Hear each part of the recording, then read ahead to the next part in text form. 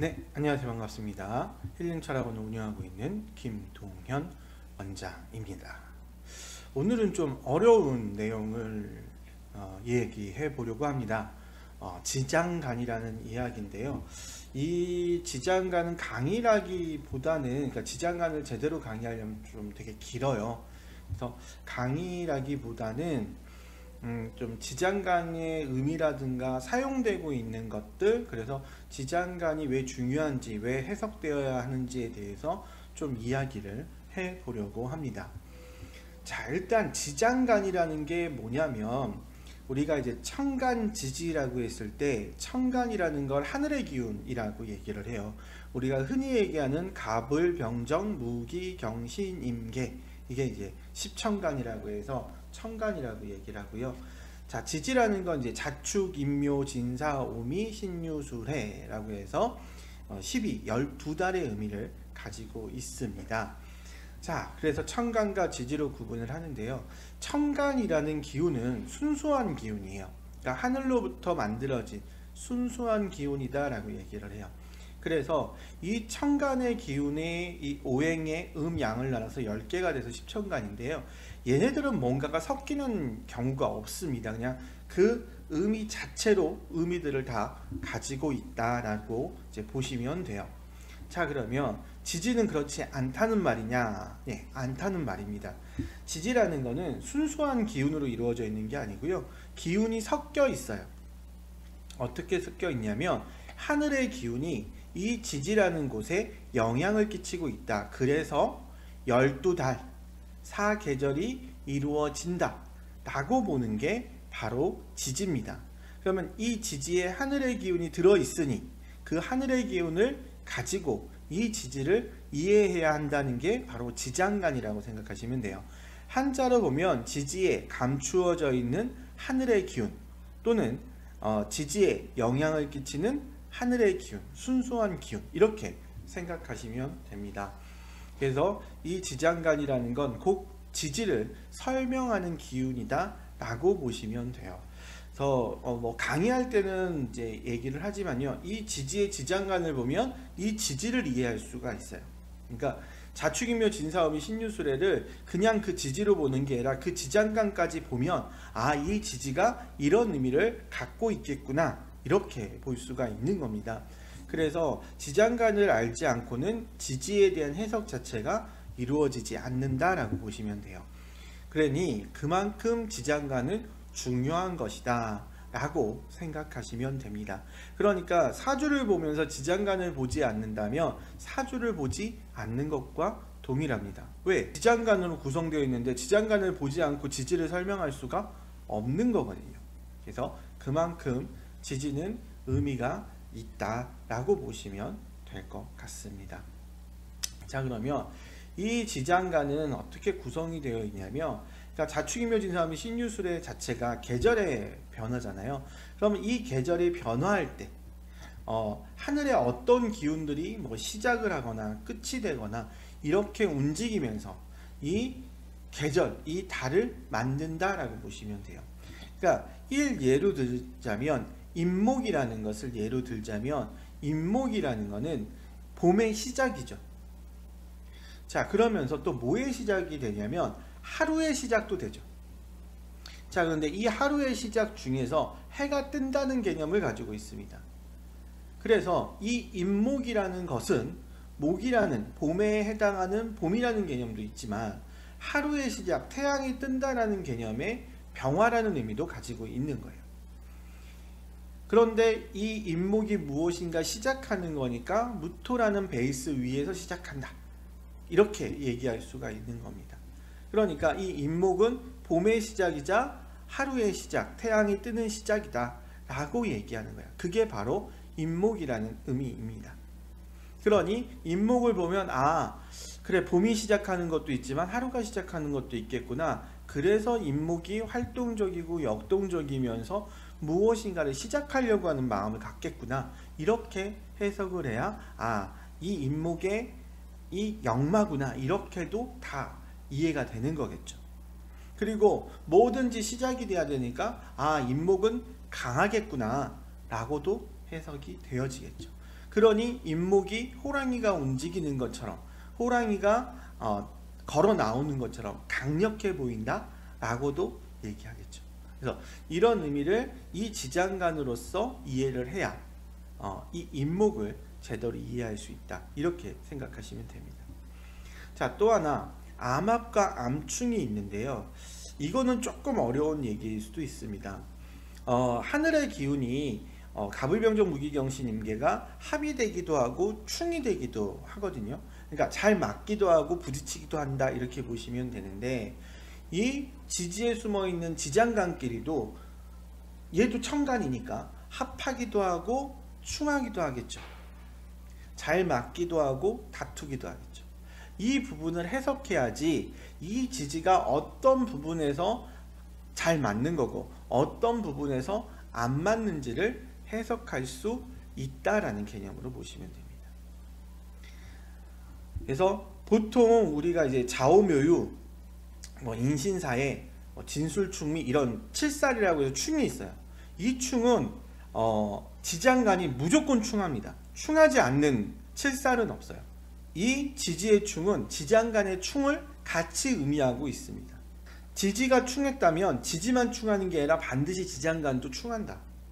네, 그래서 그런 의미를 같이 가지고 있는데, 왜 지장간의 의미를 따로 둬야 되냐면, 바로 실제로 해석을 할 때 드러나 있는 기운 말고 그 안에 숨어 있는 기운들 때문에 그러니까 드러나 있는 거는 분명히 일이 깨지는 건데 실제적으로는 재물이 깨진다라고 해석할 수 있는 게 뭐냐면, 내가 일에 드러나 있는 건 일인데 이 안에 지장간에 재물이 들어있어서 이 재물의 손실도 일으킨다, 이렇게도 얘기하는 거거든요. 그러니까 드러나 있는 기운만 보는 게 아니라 그 안에 있는 기운까지 보아야 이 충을 제대로 설명할 수 있다 라고 얘기하는 게 바로 암충입니다. 그럼 암합은 뭐냐면 쟤하고 나하고 잘 맞는다예요. 지지에는 합이 아닌데도 불구하고 얘랑 나랑 편한데 왜 편할까? 이런 거죠. 그러니까 예를 들면 정화가 있는데 해수가 있으면 이 해수가 정관이 됩니다. 그러면 왜 정관이 되냐면 이 해수 안에 있는 지장간에는 임수라는 수가 들어있어요. 그러면 이 임수가 나인 정화와 합이 되는 거거든요. 정임합목이. 그렇기 때문에 얘가 합이 되기 때문에 관이긴 관인데 나하고 편한 관이다. 왜? 임수가 나의 정화와 합이 되니까. 그래서 이걸 암합이라고 얘기를 해요. 그러니 관인데 나에게 편한 관이다 라고 해서 정관이라고 얘기를 하는 거예요. 또 왜 이게 편하다고 하냐면 정임합목이 되면 이 목이 나의 정화를 도와주는 목생화가 되거든요. 그렇기 때문에 이 암합이라는 것이 되게 중요한 겁니다. 왜 얘가 정관이고 이 정관을 왜 나를 잘 챙겨준다고 얘기를 하느냐. 정화인데 해수는 그냥 관이잖아요. 이게 왜 나랑 잘 맞아? 이 안에 지장간에 있는 임수가 나와 정인환목이 되고 그 목이 나를 도와주는 목생화가 되기 때문에 그렇습니다. 이런 부분들을 해석할 수 있어야 되는 거예요. 그래야 암합과 암충을 해석할 수 있고 그래야 지지의 역할을 잘 해석할 수 있답니다. 그러니까 이걸 모르고는 얘가 왜 정관인지, 얘가 왜 편관인지, 얘가 왜 잘 맞는다고 하는지, 얘가 왜 안 맞는다고 하는지, 이건 분명히 일이 깨지는 건데 어떤 때는 왜 재물도 같이 깨진다고 하고 어떤 때는 그냥 직장을 그만둔다고 얘기하는지, 이런 것들을 이야기하는 이유가 지지에 숨어있는 지장간의 역할들 때문에 이야기한다, 이렇게 보시면 될 것 같습니다. 그러니까 이 지장간을 해석하지 않고서는 사주는 해석되어지지 않습니다. 자, 그러면 이 지장간을 가지고 이런 이제 암합과 암충을 가지고 이렇게 해석을 하는 것을 좀 봤는데요.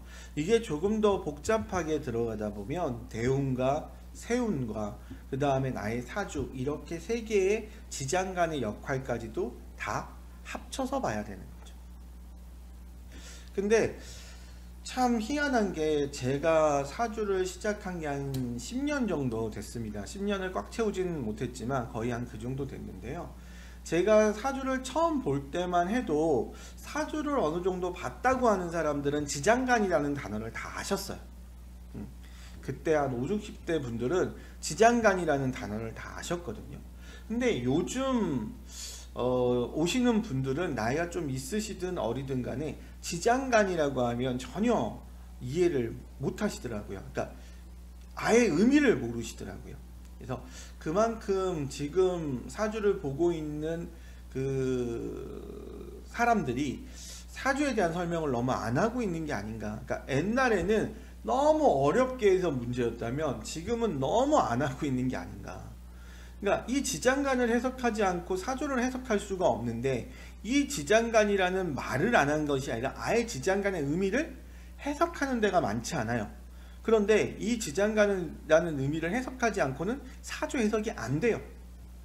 근데 그게 한 10년 전까지만 해도 그나마 지장간이라는 것을 잘은 모르지만 다들 들어봤다고 얘기를 했는데, 지금은 들어본 사람이 거의 없더라는 거죠.